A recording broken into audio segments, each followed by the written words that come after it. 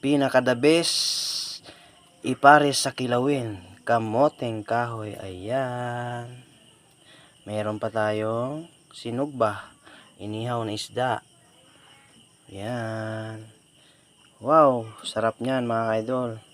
Kamoteng kahoy. Ayan.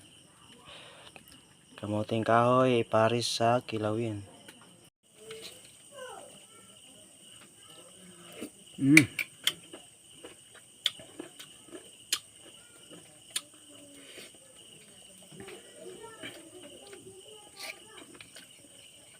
Kilawin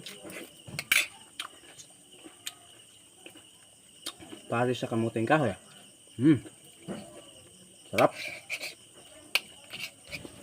Mm.